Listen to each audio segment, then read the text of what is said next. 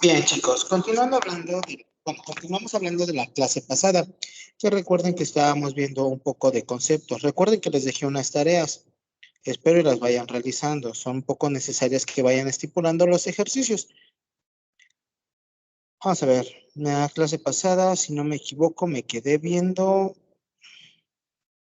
estados de agregación de la materia y características y cambios. A ver, me quedé viendo, perdón, déjame ver, a ver sus diapositivas, me quedé viendo, permítanme. A ver, me quedé viendo enlaces químicos que les dejé de tarea. Espero la hayan realizado. Algunos me deben actividades. Vimos a los modelos, compuestos y mezclas. Y vamos a ver a las mezclas. Tendríamos que tocar qué es una mezcla homogénea y una mezcla heterogénea. Recuerden que las mezclas son dos o más elementos compuestos y se pueden agregar o al mismo tiempo se pueden juntar uno con el otro sin que reaccionen o queden enlazados entre sí químicamente. Es decir, la mezcla es un enlace físico entre dos o más elementos o compuestos, los cuales normalmente forman los componentes de la misma. Por ejemplo, vamos a ver un ejemplo claro. Si mezclamos, ¿qué será? Dos moléculas de hidrógeno y una molécula de oxígeno. El enlace químico entre ellos formularía una molécula H2O, es decir, el agua, el cual es una mezcla de componentes y se puede separar por medios o procesos físicos. En el caso del agua con la sal o agua salada. Se hierve la mezcla hasta el punto de evaporarse todo el agua y esta queda separada a la sal, porque la sal queda como residuo dentro del recipiente, mientras que el agua evaporada fluyó y va a ser su nuevo ciclo y se pudieron separar. Recuerden que en general existen dos tipos de mezclas, la homogénea y la heterogénea. Una mezcla homogénea está formada por una sola fase y su composición es la misma en toda mezcla. Es decir, no podemos distinguir visualmente los componentes de una forma, perdón. Por otra parte, una mezcla heterogénea está formada por más de una fase. Además, su composición no es la misma en toda la mezcla. Es decir, se puede distinguir visualmente o con un instrumento óptico los componentes que la conforman. Por ejemplo, en mezclas homogéneas. En mezclas homogéneas podemos ser el agua potable, la leche, el aire, mientras que mezclas heterogéneas serían como el cemento con arena, la tierra y una piedra, el agua y el aceite. Esas son las mezclas homogéneas y las mezclas heterogéneas. Recuerden que todo se los estoy relatando y resumiendo para que poco a poco vayan estudiando las diapositivas. La otra diapositiva que viene dice que son las propiedades de la materia. Recordemos que las propiedades de la materia son aquellas que describen algo externamente, es decir, su color, su apariencia, olor, textura, masa, peso, volumen, presión, es decir, ¿qué podremos decir? Que afectan rigidez y fragilidad o su geometría. En fin, es como si describiéramos físicamente a una persona. Estamos más relacionados con las propiedades físicas que con las químicas. Por ejemplo, en las noticias se llegan a hablar de la temperatura. En la tienda se habla del volumen, como litros de leche, agua, refresco, y también hablamos de la masa cuando nos pasamos. Hablamos de las propiedades químicas cuando, por ejemplo, el médico pregunta si tenemos alguna alergia a algún medicamento, cuando se habla de toxicidad o de la contaminación del agua, de las sustancias, las propiedades químicas, puesto que todas son aquellas que describen internamente como un objeto, es decir, la cantidad de electrones, protones y neutrones, perdón, su solubilidad en algún solvente reactivamente frecuente a la sustancia. Las propiedades físicas y químicas más comunes de la materia son las que indican un concepto fundamental como es la tabla que les voy a mostrar. Permítanme, voy a compartirles una tabla. Espero la logren visualizar. Voy a compartirla en el grupo.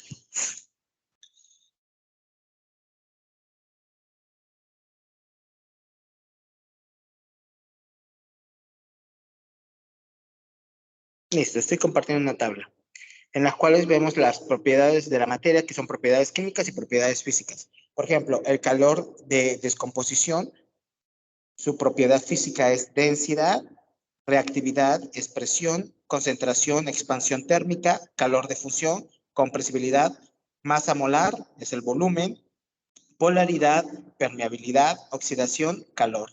Estas normalmente serían las propiedades de la materia, propiedades químicas y propiedades físicas. Espero vaya sabiéndome explicar, por favor. Permítame un momento.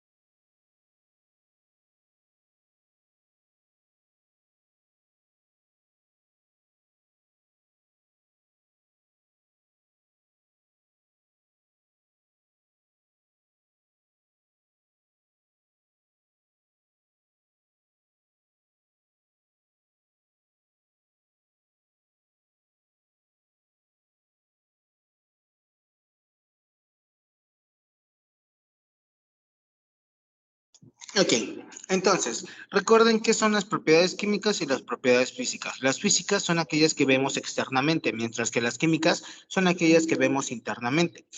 Tomando en cuenta las propiedades de las químicas y físicas pueden ser intensivas o extensivas. Ahora, ¿qué sería una propiedad intensiva? Recuerden, una propiedad intensiva es aquella que no depende de la cantidad de la materia. Por otra parte, la propiedad extensiva sí depende de la cantidad de la materia. Por ejemplo, si tenemos a la mano un vaso de agua y un termómetro, podremos medir la temperatura del agua en el interior del vaso. Así nos daremos cuenta de cuál es el valor que siempre será el mismo, ya sea si solo lo introducimos un poco o si tomas la temperatura en el fondo del vaso. No depende de la cantidad de agua, es intensiva, puesto que en cambio, si deseas medir el volumen del agua, este valor se puede facilitar en base a la cantidad de agua que hay dentro de él. Por lo tanto, es extensiva. Otro ejemplo claro de una propiedad intensiva sería como medir la densidad del agua del mar. Es decir, se obtendría el mismo valor si la medición se toma en una orilla que en la profundidad del mar, o si tomamos 100 mililitros o 10 litros. Tanto las propiedades intensivas como las extensivas las usamos en nuestro lenguaje cotidiano. Por ejemplo, el precio de algún producto que consumimos empacado sería propiedad extensiva y el precio del producto a granel sería una propiedad intensiva. Es como si desglosáramos si el artículo sería cuantitativo o cualitativo. Entonces, tocando estos temas de propiedades, nuestro siguiente punto, recuerden ahorita ya les mando las diapositivas, nos toca qué son los cambios químicos y físicos y nucleares de la materia. Un cambio químico implica un cambio definitivo de la materia. Por ejemplo, al encender la estufa con una hoja de papel, la hoja se convertirá en ceniza, por lo cual ha sido un cambio de la materia irreversible. Otros ejemplos que hemos podido observar a través del tiempo y a través de distintos conocimientos son los cambios químicos, como cuando freímos un huevo, cuando cocinamos o cocinamos ¿qué será? Una salsa, al utilizar la comida, entre otros. Es decir, son distintos cambios químicos y físicos que llega a contemplar la materia. Vamos a tocar uno por uno. Por ejemplo, un cambio químico es aquel que modifica la naturaleza de la materia e involucra el rompimiento de enlaces para formar otros. Algunos de estos son reversibles, es decir, solo pueden intervenirse en el sentido de la reacción para pasar de productos reactivos y, sin embargo, la mayoría son procesos irreversibles o definitivos. Los cambios químicos pueden ocurrir por la simple modificación de la temperatura o la presión por la combinación con otro tipo de materia. Por otro lado, un cambio físico no altera la composición de la materia. Por ejemplo, si aplicamos una fuerza para estirar una liga y luego dejas de aplicarla, esta regresará a su estado original y no ocurre ningún cambio de materia. Otro ejemplo sobre el cambio físico sería el agua. Al evaporarse o congelarse, si no sigue siendo la misma agua, solamente cambió su estado, pero regresa al estado natural. El cambio natural Normalmente, el cambio nuclear. El cambio nuclear normalmente implica la modificación interna del átomo, es decir, modifica la cantidad de protones, electrones y neutrones para generar otro tipo de átomos diferentes al de partida, a diferencia de un cambio químico, en el cual no se generan átomos diferentes a lo de la partida, sino que un cambio nuclear involucra la liberación de mucha energía. Por tal motivo, este cambio de la materia es utilizado para producir energía eléctrica. Un ejemplo claro, las plantas nucleares, pero también para fines destructivos, como puede ser la elaboración de bombas atómicas. Generalmente, este cambio, recuerden que por la inestabilidad de las partículas subatómicas de ciertos átomos, el espacio del núcleo del átomo resulta ser muy pequeño cuando la cantidad de neutrones y protones son demasiadamente provocados por la ruptura de un átomo. Algún parecido a esta serían como las bolsas de palomitas que colocamos en un horno de microondas. Sabiendo que la bolsa tiene demasiadas semillas, hará una explosión masiva en su interior. Espero me voy sabiendo explicar y no vaya muy rápido. Recuerden que este módulo es algo extenso y estoy tratando de tocar todos los puntos aclarando todas sus referencias.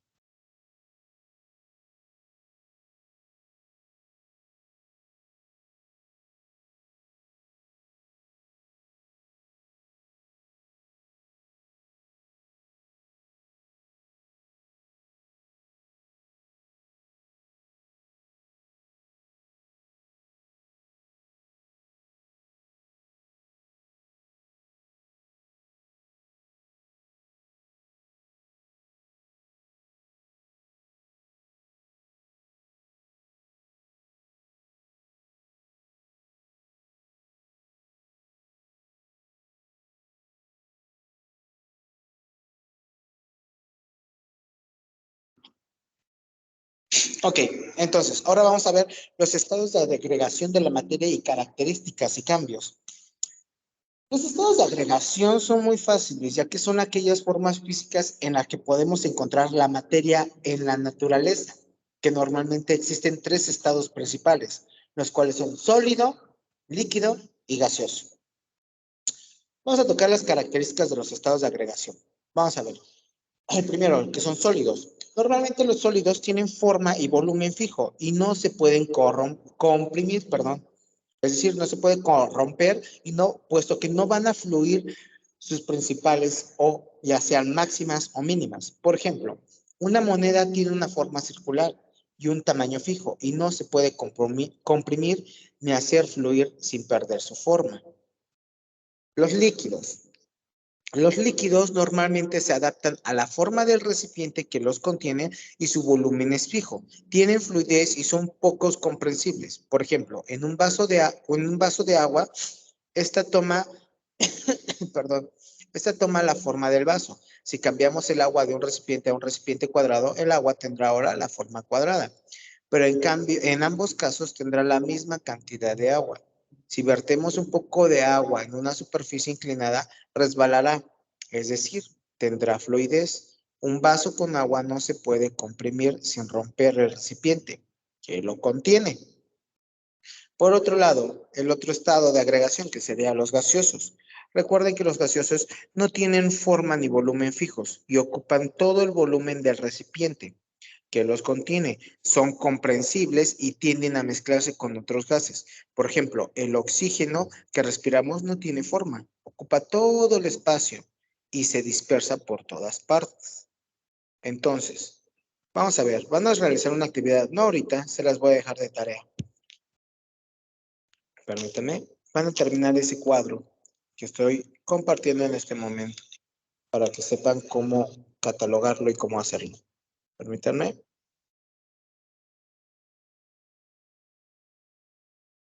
¿Qué van a hacer ahí?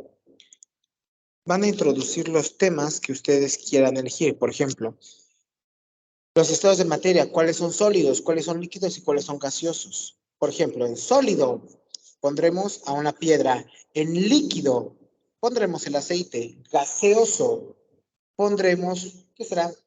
El mismo gas. Y así sucesivamente, ponerme ejemplificaciones de cada uno de ellos. Ese recuadro lo van a hacer. Por favor.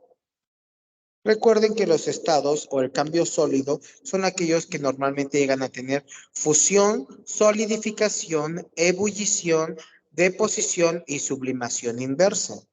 ¿Qué es la sublimación inversa? Es decir, que se pone en distintos estados al mismo tiempo. Recuerden, son fusión, solidificación, ebullición, condensación, sublimación y deposición. Son los estados que más influyen en la materia, por favor. Ahora, toquemos otro de nuestros subtemas, que son los enlaces químicos. Recuerden que estoy yendo algo rápido debido a que, pues, como la mayoría de ustedes no logra conectarse, voy avanzando a pasos agigantados. Eso no quiere decir que sea bueno, sino que les voy a dejar dudas. Pero por favor, necesito que se conecten. Permítanme.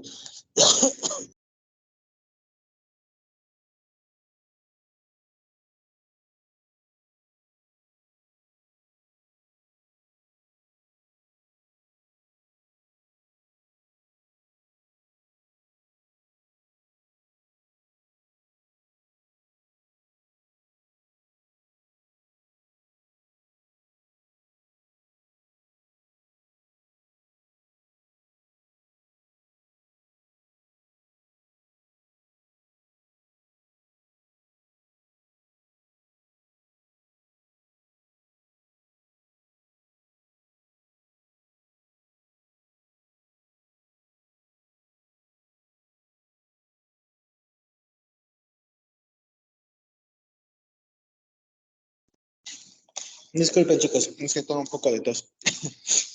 O sea, los enlaces químicos. Es nuestro siguiente punto. Nuestro siguiente tema a visualizar. Recuerden que los enlaces químicos son como un pegamento o una fuerza que normalmente mantiene unidos a los átomos de los elementos para fomentar un compuesto químico. Hay diferentes tipos de enlaces químicos, como por ejemplo el iónico, el covalente y el metálico. Vamos a desglosar cada uno de ellos. Primero veremos al enlace iónico. Normalmente el iónico da referencia a cargas negativas y cargas positivas.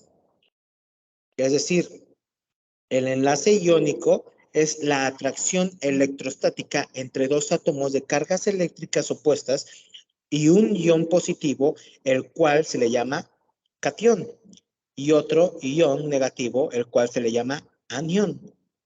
En el agua potable encontraremos estas cargas, llamadas electrolitos, y las bebemos porque son esenciales en nuestro cuerpo, que de este tipo de enlace entre dos átomos implica que uno de ellos va a ganar electrones y el otro los va a perder.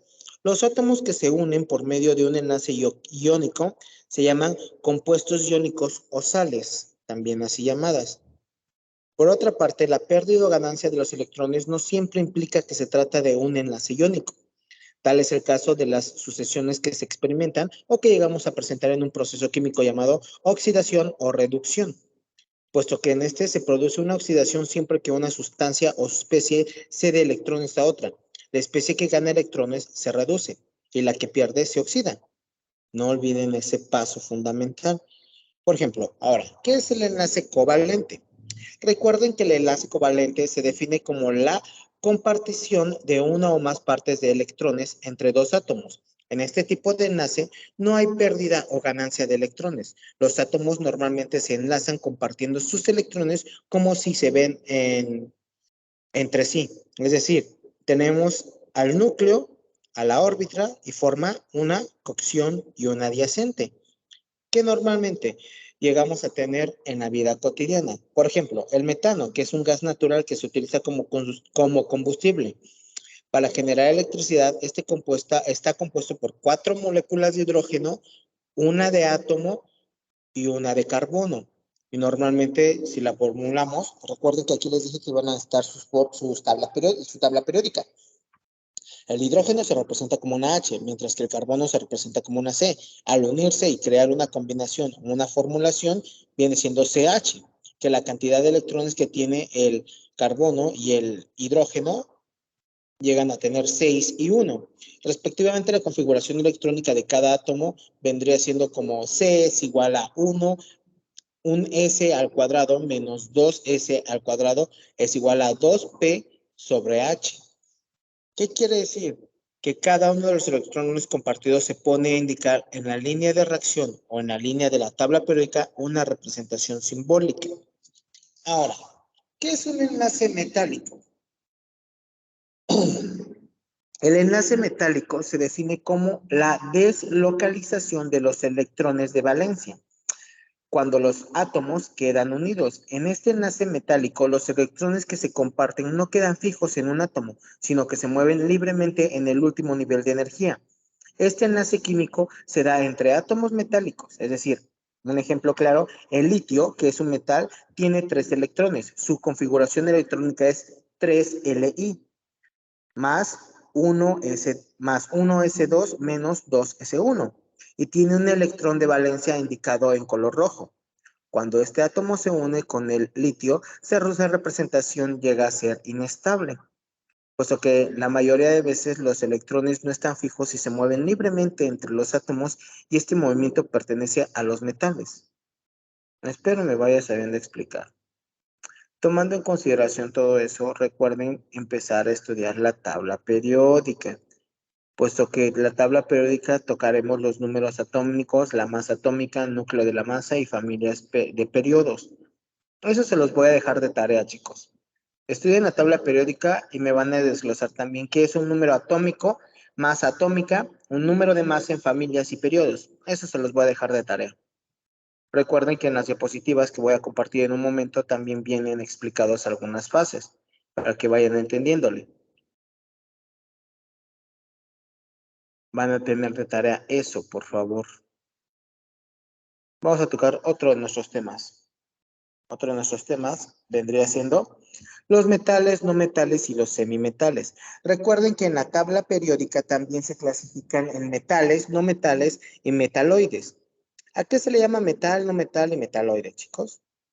Bueno, recuerden, los metales son aquellos elementos químicos que se caracterizan principalmente por ser buenos conductores de electricidad y calor. Presentan brillo, son maleables, o sea, se pueden moldear y son ductibles. ¿Qué es ductibles? Que pueden hacerse hilos o alambres. Eso vendrán siendo los metales. Los no metales, por otra parte, son malos conductores de electricidad y de calor y no son maleables ni dictibles. ¿Qué quiere decir? Que no presentan brillo. La mayoría de los compuestos están hechos a partir de no metales, como la hoja de una libreta, que no conduce electricidad, no presenta brillos por los símbolos y al mismo tiempo no se puede formar hilos y no son amovibles. Los metaloides o semimetales son aquellos elementos químicos que se comportan como metales y no metales. Por ejemplo, muchos postes de corrientes eléctricas tienen aisladores hechos a partir de silicio, pero este también es usado como un aparatos electrónicos para conductor de electricidad. Es decir, al mismo tiempo conduce y no conduce energía. Por favor, vayan estudiándolos. Recuerden cómo se van catalogando cada uno de ellos. Vamos a ver nuestro siguiente tema. Recuerden que aquí solamente estoy explicando uno por uno. Es más, yo una vez voy a empezar a compartir las diapositivas. Permítanme. Vamos a ver, voy a buscar las diapositivas, chicos. El módulo 9. Voy a compartirles las diapositivas.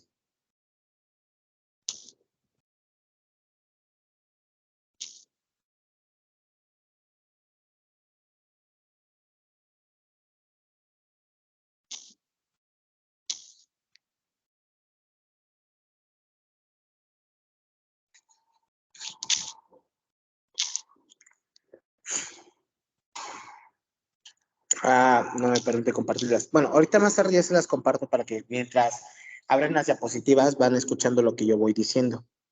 Por favor. Entonces, vamos a tocar las propiedades periódicas, es decir, la electronegatividad, energía de ionización, radioatómico y afinidad electrónica. Las propiedades periódicas, recuerden que son las propiedades físicas y químicas y son similares de un átomo a otro a lo largo del periodo de la familia. ¿Qué quiere decir? Que esta es una de las razones que justifican el ordenamiento de los elementos y en ello el causante químico es la tabla periódica. Las principales propiedades periódicas son la electronegatividad, la energía de irradiación, la afinidad electrónica y el radioatómico. Comencemos a explicar cada una de ellas. Por ejemplo, la electronegatividad es la capacidad o la fuerza que tiene un átomo para atraer hacia sí a los electrones que se analizan. Es decir, hay átomos que atraen los electrones con mucha fuerza que otros cuando un enlace, puesto que hay varias escalas para medir la electronegatividad. La más usada es la propuesta por Linus Pauling, la cual menciona la electronegatividad aumenta de la izquierda a la derecha y de abajo hacia arriba. Esa sería su propuesta de la electronegatividad.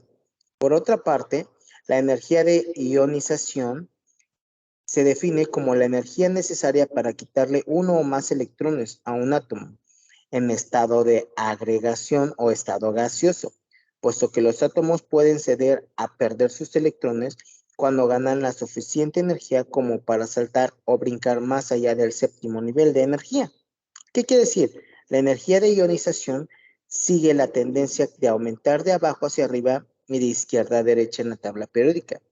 Es decir, es más fácil quitarle un átomo de electrón del nivel 7 de energía de un ubicado a un nivel inferior.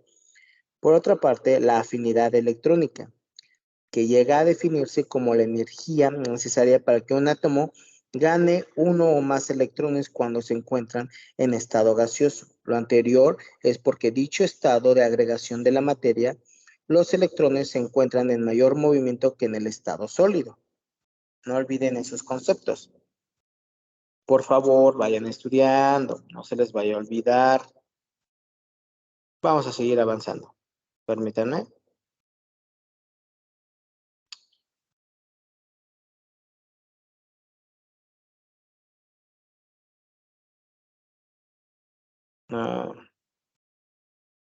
Vamos a educar tipos de energía, energía cinética y energía potencial. Recuerden, la energía es una manifestación de una parte del universo necesaria para generar un cambio o una transformación de la materia. Hay muchos tipos de energía, las más comunes son la energía cinética y la energía potencial. Recuerden que la energía cinética se define como la energía que posee un objeto o cuerpos o particular debido a su movimiento. Todos los seres vivos tienen energía cinética. Cualquier movimiento del cuerpo, manos, piernas, pestañas, ojos, etcétera, o de nuestro interior, como son el corazón, las células, la sangre, las venas, en energía del movimiento o energía cinética. El universo está en constante movimiento debido a que las estrellas, las galaxias, los planetas se encuentran desplazándose de un punto a otro. Es decir, con base a la definición de la energía cinética, tenemos que saber el concepto principal, que recuerden que es un estado en el cual se va a estar moviendo. Por otra parte, la energía potencial se define como la energía que tiene un cuerpo debido a su posición y tal vez hemos escuchado que esta energía tiene un cuerpo que almacena más energía para utilizarla cuando la necesite. A este tipo de energía se le llama potencial. De forma análoga, cuando un cuerpo llega a tener esta energía, la llega a reservar. Por ejemplo, nosotros tenemos tanto la energía potencial como a la energía cinética. Un teléfono celular tiene normalmente la energía potencial debido a que guarda la energía y más adelante la llega a utilizar. Muy bien, chicos. Recuerden estar estudiando. Estoy mandando tareas. Por favor, realícenlas porque nadie me ha mandado nada. El día de hoy llegamos hasta este tema. Voy a mandar tareas que son muy especiales, aparte de las que ya mencioné apenas en clase. Por favor.